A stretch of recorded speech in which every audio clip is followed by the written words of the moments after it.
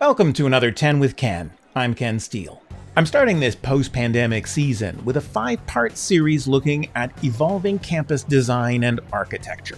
Previous episodes looked at the post-pandemic campus, the fluid future of staff and faculty work, and the widespread adoption of online and blended modes of instruction. But another big change to post-secondary classrooms has been driven by the growing awareness that lectures work better for students when they're available online, so that precious time in the classroom can be spent on interaction and group activities. It's a realization that predates the pandemic, but a year or two of remote instruction has given everyone a much more visceral sense of its truth. In the increasingly fluid future, when we blend online and on-campus instruction, classrooms need to be designed for active learning more than ever. Let's take 10 and take a look.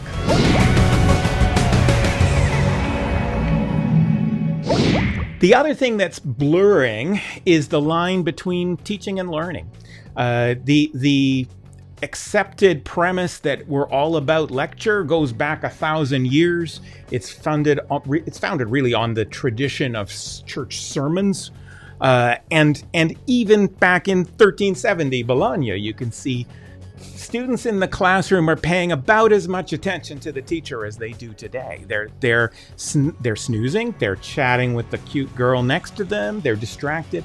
Attention during lectures is hard to sustain, and pedagogical experts will point out, we're structuring our lecture halls around the premise that you transmit information from one person to many who take it in at the same rate. The reality is, increasingly, we realize that's just not the best way.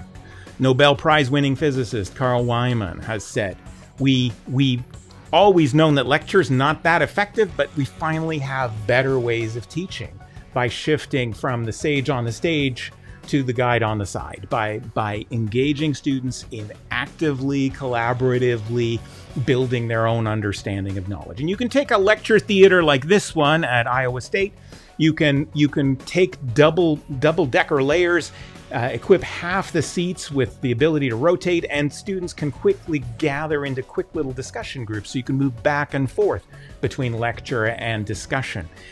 You can restructure a lecture theater to be a theater in the round, which is very Shakespearean, although at Oregon State they tend to make the analogy to Phil Donahue more than Shakespeare, so that students in the room are always conscious of all the other students in the room because they can see them and the teacher at the same time. It creates a different dynamic in the classroom. Some learning experts tell us that lecture is actually toxic to learning.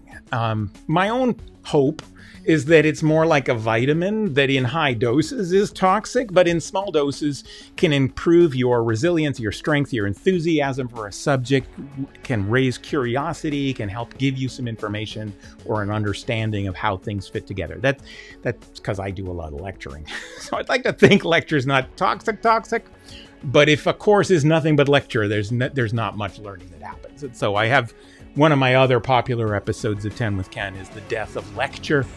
Sir Ken Robinson actually commented positively on the video. I cherish that.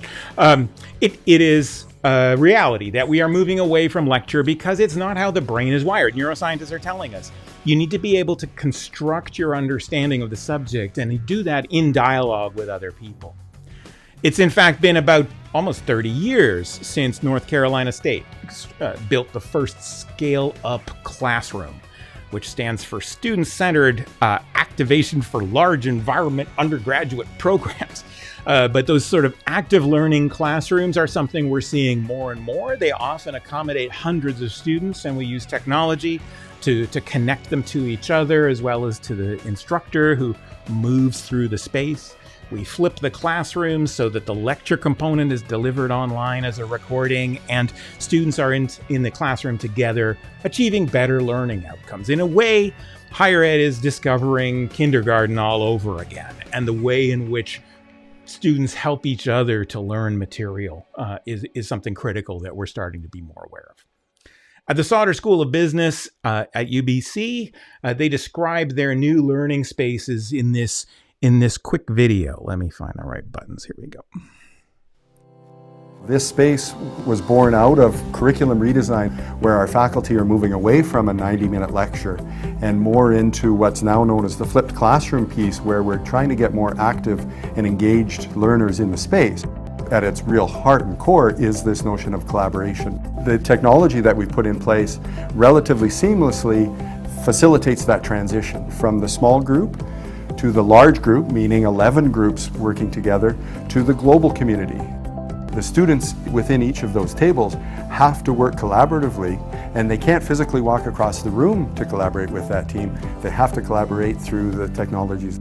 It forces the professor to be more fluid, more flexible, and I think that just helps us be way more engaging and, in a sense, makes the learning environment a lot stronger. Our students are going to be graduating from our programs ready to work and engage in an international, global environment. We've designed it based on a vision. We've designed it based on key fundamental principles. Now it's up to our faculty and our students to fulfill the dream.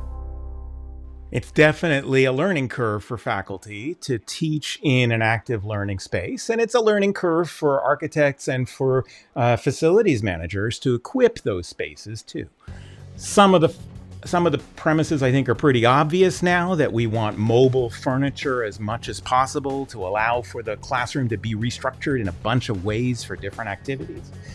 We may want to increase the technology in the room so that students have access to touch screens or large displays at every clustered group.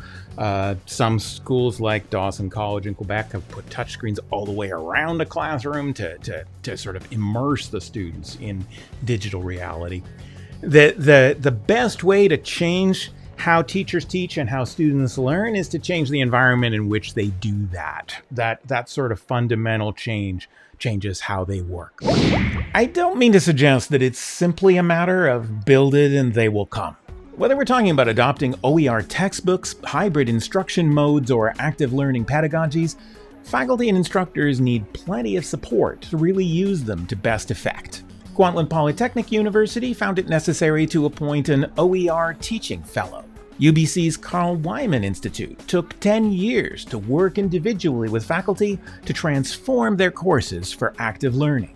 Centers for Teaching and Learning have been doing a lot of heavy lifting on campuses over the past few years, but almost all of them could benefit from more staffing and resources. It's been said that most academics have been trained as professional researchers, but essentially amateur instructors, and that professionalizing teaching may require small armies of learning engineers to work with faculty on curriculum design, technology implementation, and more authentic forms of assessment. As generative AI forces us to question the integrity and even the value of long-form essays or written exams, waves of change are making faculty more and more open to accepting additional pedagogical expertise or help.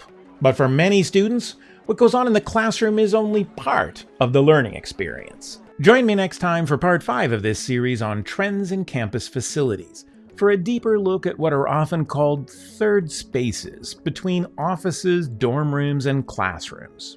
Campus planners are consciously introducing linger spaces and collision spaces to enhance social integration for students and encourage interdisciplinary contact between faculty and researchers. To see it early and get involved in the conversation, too, I hope you'll join me on my new free online community, Eduvation Circles. Circles is a growing virtual community of more than 1,000 forward-looking higher ed leaders and professionals from across Canada and around the world. It's more immediate than an email newsletter, more interactive than a blog, and a great way to engage in year-round discussion, polls, and live streams with me. New episodes of 10 with Ken will appear first here, along with a full archive of past episodes. But if you're not quite ready for the future of online engagement, sure, you can just subscribe to 10 with Ken on any of a dozen platforms, including YouTube, iTunes, SoundCloud, Stitcher, or even subscribe to my weekly email newsletter at 10withken.com. Thanks again for watching.